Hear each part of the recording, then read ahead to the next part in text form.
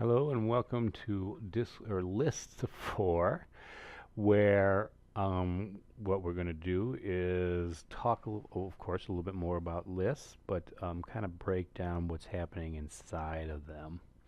And the first thing I'm going to have you all do is put a comment or do DVD sort comment because it's actually going to convert list into something that we're going to talk about in either the end of this video or the next video, and I don't want that yet. So um, let's take a look.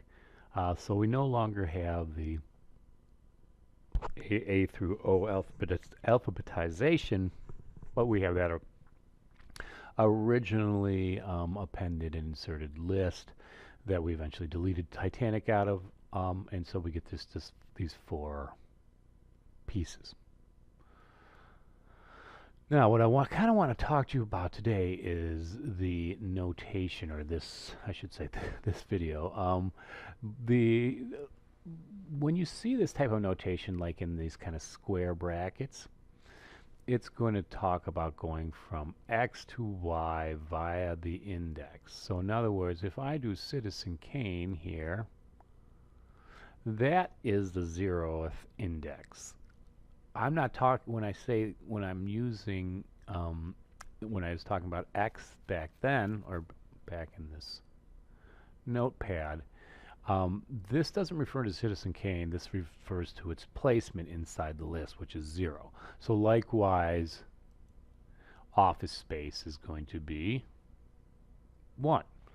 Then, if that's the case, and let's go ahead and I'm going to do a quick print and do this.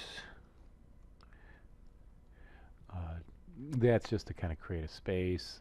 So if I play it, I'm going to get this nice little extra space. So when I add to the end, I can see my original list, and then we're going to see how it's been updated. We are going to do another print, but this time we are going to say DVD 2, 4. Now, what do you think is going to print out? Well, remember, we might get an error here, right? So actually, let's go ahead and see why we might get an error. It doesn't like it because it says list indices must be integers or slices, not tuples.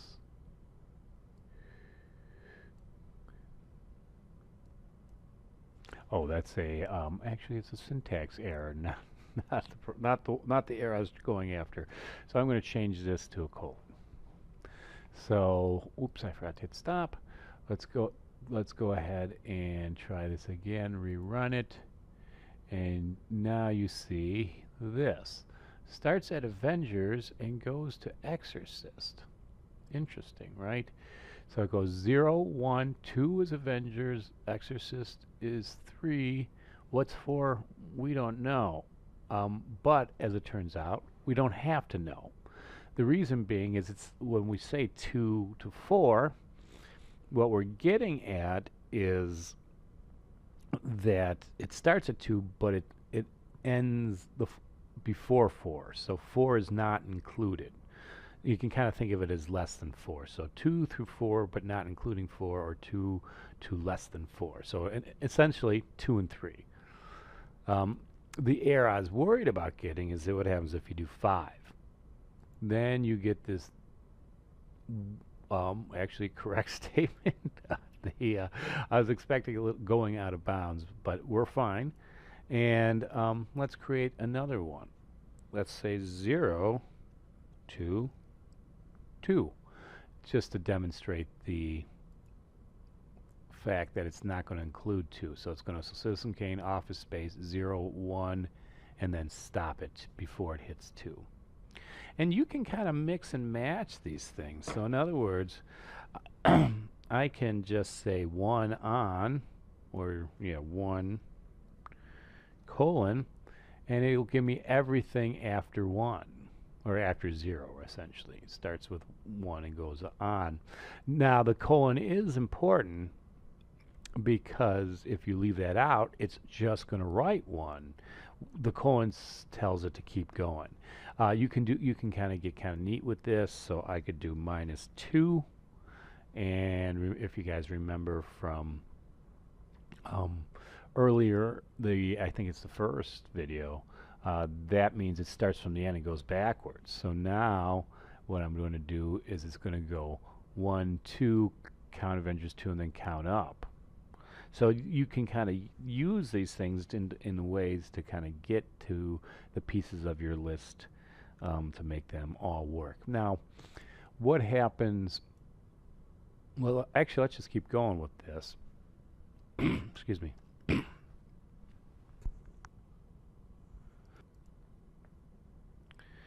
So what happens if I want to copy a list to another list?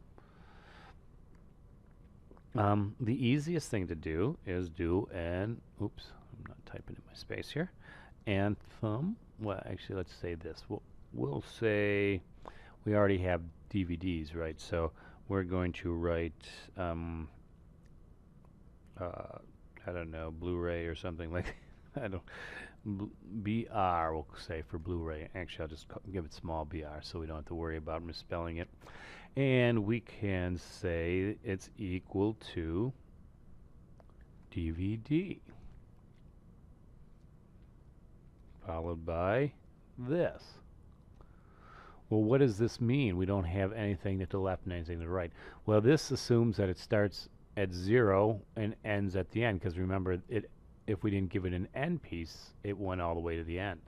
If we don't give it a beginning piece, it starts from the very beginning. And this will copy every element in here and put it in an element in here. And to show you that I'm not lying, actually, well, I guess I'll comment that out. I may eventually have to strip this down. But I can do the good old for statement here, except instead of using DVD, I can use BR, and I should see that these are identical lists. So the first time it runs through and does a DVD printout, and the second time it does it for BR, and we have a completely copied list. Now this opens the door to the last topic we'll handle in this video, and that is what's referred to as, and let me bring my list piece off, as a tuple. And tuple is a nice word. In fact, I'm probably mispronouncing it. I'm not good with this stuff. Hopefully it's not tuple, but you never know. Because it comes from the word immutable. Not really. Immutable means unchanging. So if you were to look way back in the time machine, you'd see that originally all variables were called mutable variables, which is kind of redundant, meaning that they've changed. Mutable means change, but of course variable becomes the word variation, meaning it can change too. Later on, they had these constant variables, which essentially are mutable. They don't change. And that's exactly what a tuple is that it's a list that lists that don't change, or a list that doesn't change. So we're going to force it to stay the same. So in this case, an example of this is administrators Harold and Root. Notice the difference here. The only difference here is we've removed the parentheses with square brackets. So let's take a look at how this works and how it could be useful. Well, right now we have two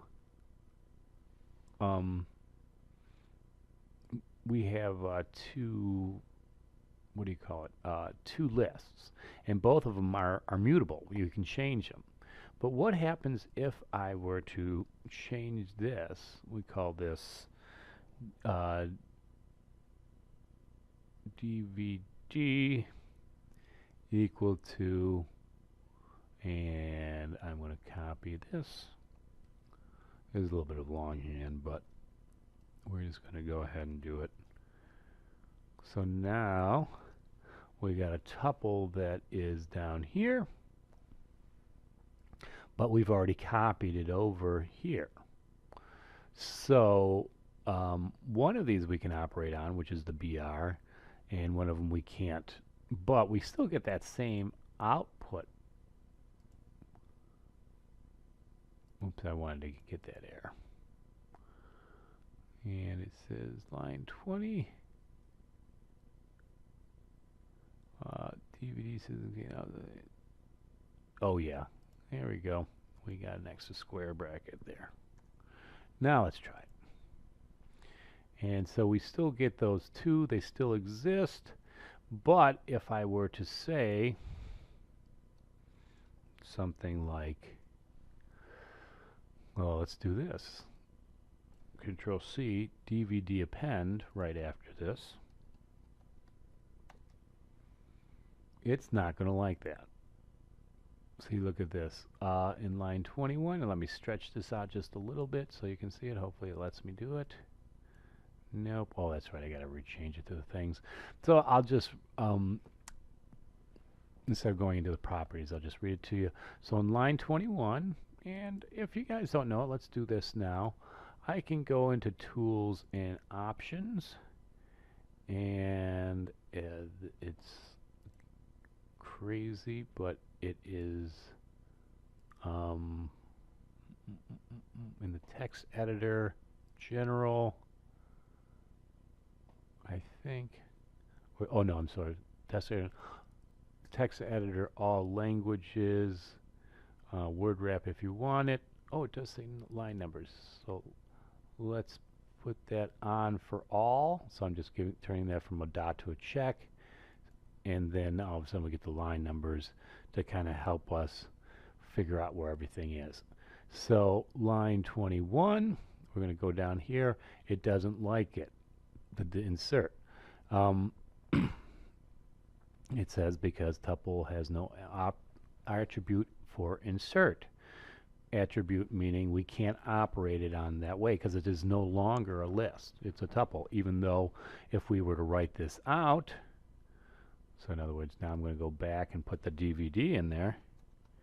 It still looks, oops, let me first get rid of this line, and then it still looks the same, except for the fact, well, it still looks, we can still print out the input or the original elements in there, but that's all we can do. All we can do is look at it. The only way to rewrite these things is to do something like this. You'd have to start all over again and write something like, and put good old Titanic in there.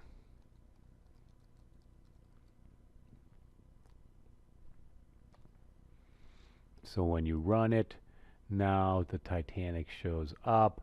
What we really just did was overwrite the entire thing, so that deletes the original tuple and puts a new one in there. So is it useful? Yeah, it's good if you don't want people messing things up. You know, turn it into a tuple and then kind of force people not to be able to play with it. And by people, usually I don't mean users, because you kind of control what the users do. I'm talking about other programmers. If you're with a group of programmers, you might want to control it, and then you can always change it. You know, change it back, or again, because we had BR here, I can always do a. Oh, actually, why don't we do it right here? I can always operate on the BR, right?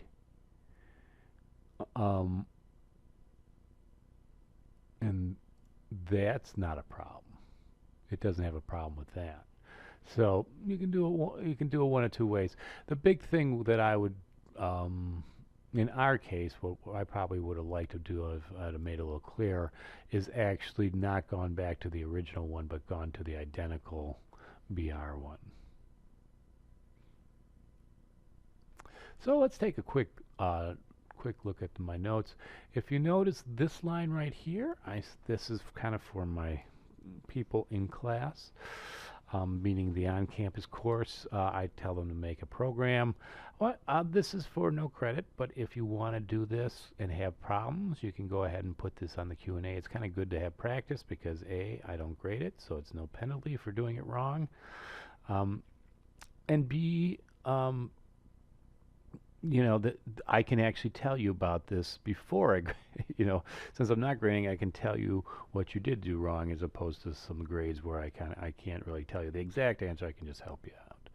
So feel free to do this, put it up on the Q&A section should you have questions or if you're just particularly proud of it. And we will see you next. Believe it or not, we are done with lists temporarily. Yes, we will bring them back once for if statements, and then that will, during the if statements, and then that will be that.